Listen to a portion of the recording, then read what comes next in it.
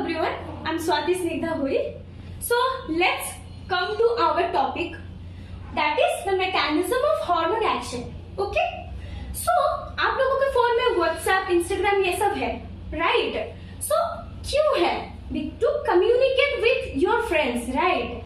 So hormones are those things only. Hormones are the second messengers only, which are responsible for signal transmission.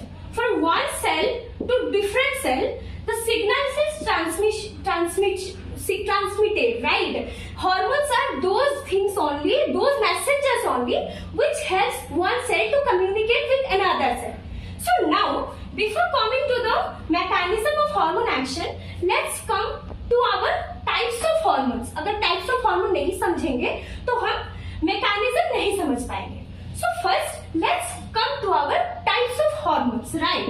So hormones. So there are two types of hormone according to their functions. So क्या होते हैं वो? First आ जाते हैं आपका lipid soluble, दूसरा आ जाता है आपका lipid insoluble.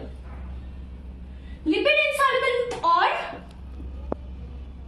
Water soluble. Okay, so let's come to the examples. So lipid soluble कहा जाता है, मतलब लिपिड में सॉल्युबल होता है. आपको तो इसका वर्ड वाला मतलब समझ आ रहा है, राइट? सो लिपिड सॉल्युबल में क्या आ जाता है? एग्जांपल्स आपका स्टेरॉइड्स आता है. स्टेरॉइड्स क्या होता है? स्टेरॉइड्स आर लिपिड ओनली ना, सो लिपिड में सॉल्युबल तो होंगे ही. So first of all steroids आ जाता है. स्टेरॉइड्स में आपका आएगा गोनाडल हॉर्मोन्स और सेक्स हॉर्मोन्स, और आपका आ जाता है आयोडो थायरोनिन. ओके, जो कि आपका बेसिकली थायराइड हॉर्मोन्स होता है. वो क्या होते हैं? T3 and T4. Okay, so these are the lipid soluble hormones basically. So let's come to our lipid insoluble hormones, जो ऐसा हॉर्मोन्स जो कि लिपिड में सॉल्युबल ना हो. Okay, so these are basically proteins और peptide hormones and prostaglandins, and the third one is amino acid. This one is amino acid. I'm writing this because there is no space. Derivatives. Okay, so now let's come to the mechanism of hormone action. Okay, so mechanism में पहले हम पढ़ेंगे lipid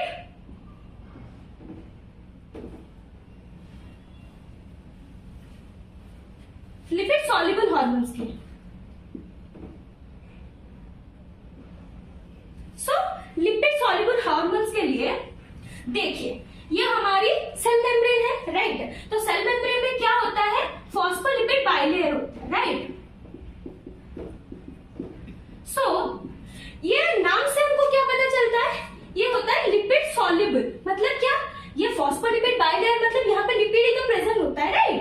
तो ये जब हमारे hormone हो गया तो ये लिपिड बाइलेयर को क्रॉस करके आता है. ओके, लिपिड बाइलेयर को क्रॉस किया, यहाँ पे आपको साइटोप्लाज्म में क्या मिलेंगे? रिसेप्टर्स मिलेंगे.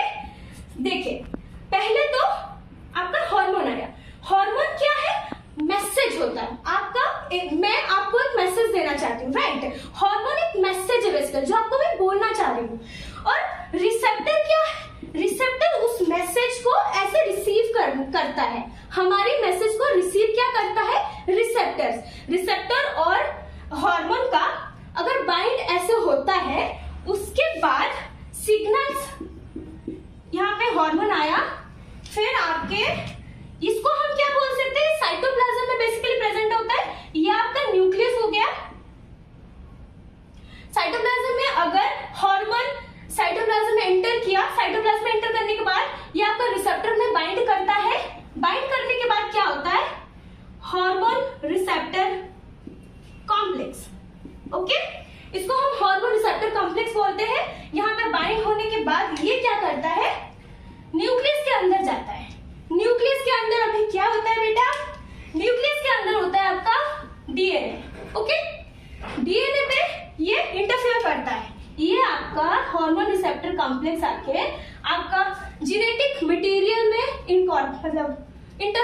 है, उसके बाद आपका क्या होता है, ये डीएनए होता है ना, फिर डीएनए से आपका क्या बनाता है, आरएनए, राइट।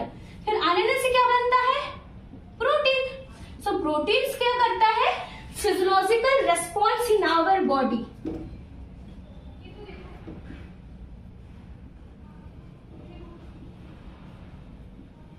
सो आपको मैकेनिज्म समझ आ गया, how the lipid soluble hormones interfere and how they transmit the signal, आपको समझ आ गया।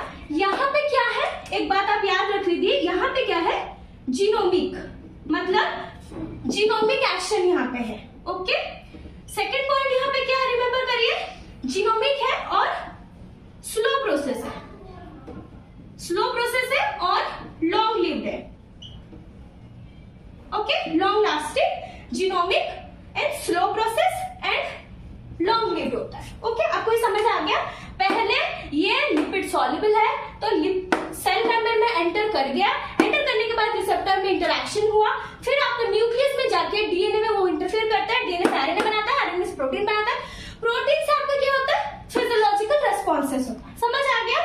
Now let's move to the lipid insoluble hormones.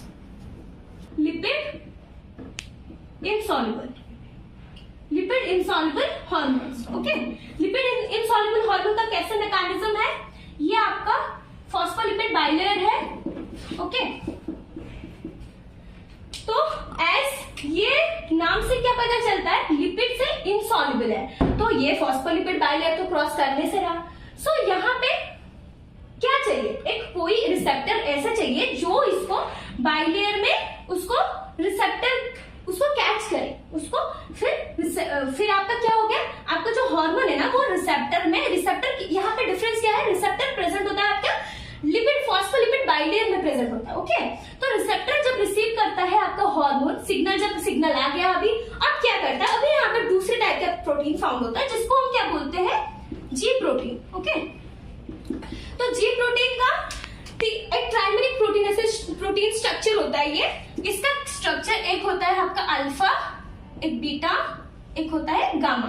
Alpha में हमेशा जीडीपी फाउंड होता है, ये आपका जी प्रोटीन का स्ट्रक्चर है, ठीक है। ये जो जी प्रोटीन है ना, यहाँ पे अल्फा की सब यूनिट में जब जीडीपी होता है ना तब ये ऑफ होता है, जब हार्मोन आके लगता है आपके रिसेप्टर में ये ऑन हो जाता है। ऑन होता है तो क्या डिफरेंस आता है, स्ट्रक्चरल डिफरेंसेस आता है। ये जो जी प्रोटीन है ना, जी प्रोटीन है ना आपका, इसमें ना स्ट्रक्चरल डिफरेंसेस आता है। कैसे आता है ना, ये जीटीपी में कन्वर्ट होता है और जो अल्फा सब यूनिट है वो बीटा और गामा से अलग हो जाता है। तो बीटा और गामा आपके मेम्ब्रेन में लगा हुआ होता है, ऐसे अटैच होता है, और इसमें स्ट्रक्चरल चेंजेस होके अल्फा अलग हो जाए बीटा और गामा से। अब क्या होता है, आपको ये समझाने के लिए मैं बोली थी, बट आप खाली जी प्रोटीन में लिख सकते हैं। तो जी प्रोटीन में स्ट्रक्चरल चेंजेस आया, जीटीपी में कन्वर्ट हुआ। नाउ क्या करता है, जो बीटा और गामा सब यूनिट होते हैं ना, वो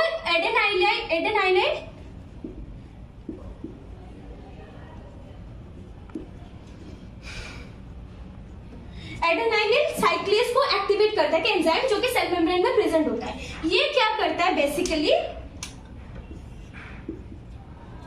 एटीपी को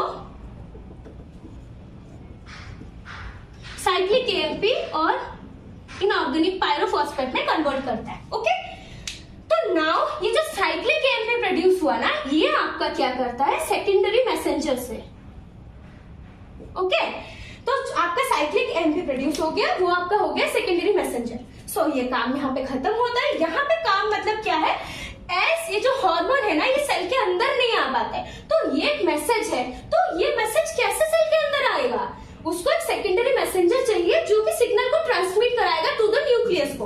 तो यहाँ पे जो सेकेंडरी मैसेंजर जनरेट हुआ, ये साइक्लिक एएमपी, यहाँ पे बहुत सारा डिफरेंट सेकेंडरी मैसेंजर हो सकते हैं, जैसे कि आपका cyclic AMP, like that cyclic GMP, inositol triphosphate और कैल्शियम 2+, ये सब हो सकता है आपके सेकेंडरी मैसेंजर्स, ओके।